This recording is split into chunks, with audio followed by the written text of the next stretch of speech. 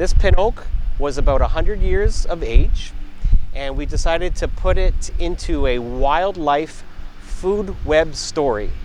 And a food web talks about the top predator and what it feeds on all the way down to the bottom of the food chain.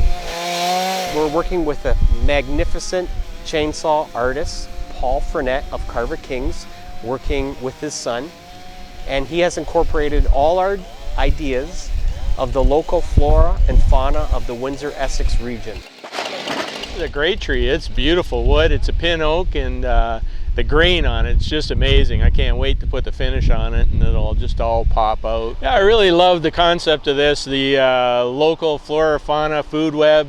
We really strive to get a realistic look on our pieces and as much detail as we can. We carved a tree out of the tree. That's probably the most difficult process of this whole thing, is we took this great big tree, made a little small tree out of it. Nothing's added on this except for the eagle. The eagle's going to be added on top, but everything is carved out of the mother wood in this.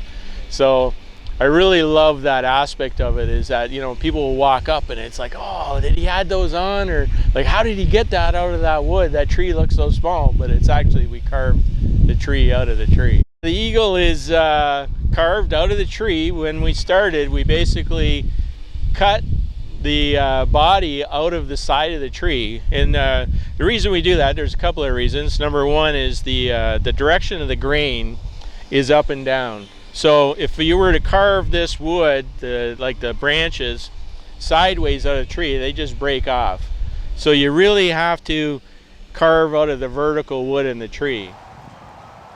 We have immense biodiversity, and we think this carving has done a pretty good job explaining the flora and fauna of this region.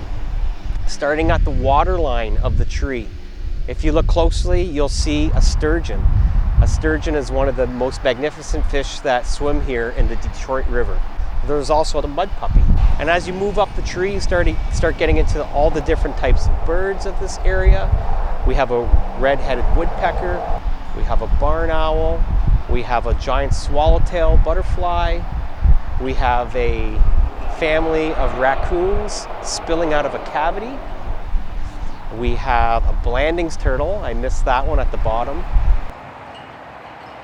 And at the very top of the carving is a bald eagle, which is the top predator in this area.